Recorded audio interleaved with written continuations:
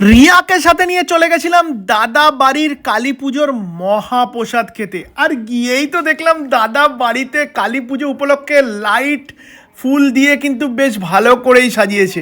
তো আজকের ভিডিওটা শুরু করার আগে জয় মা কালীর নাম নিয়ে শুরু করা যাক। আর গিয়েই তো দেখলাম ঢাক সানাই এনেছিলেন দাদারা কালী পুজো উপলক্ষে। বেশ এনারা কিন্তু ভালোভাবেই বাজাচ্ছিল। একটু এনাদের এই বাজনা শুনে নিয়েই ঢু মারতে চলে গেলাম রান্নাঘরে। দেখলাম গরম গরম খিচুড়ি, লাবড়ার তরকারি, চাটনি, পাঁপড়ও কিন্তু রেডি হয়ে গেছে। এবার আমরা বসে পড়লাম কালী পুজোর মহাপ্রসাদ খেতে। ফার্স্টেই তো চলে আসলো গরম গরম বেগুনি, গোবিন্দভোগ চাল, মুগ ডালের খিচুড়ি। চলে আসলো পাঁচ মিশালি একটা তরকারি, যেটাতে কিন্তু সজনের ডাঁটা দিয়ে করা হয়েছিল। আর এ পাশে তো সোনা বাবা অলরেডি মহাপ্রসাদ খেতে ব্যস্ত। বাবা কিরকম লাগছে? সোনা বাবা বলছে বাবি দারুণ হয়েছে। তো আমি কিন্তু আরও একবার খিচুড়ি নিয়ে নিলাম। আমি রিয়াকে বললাম যে রিয়া তুমিও আর একটু নাও। রিয়াও কিন্তু আর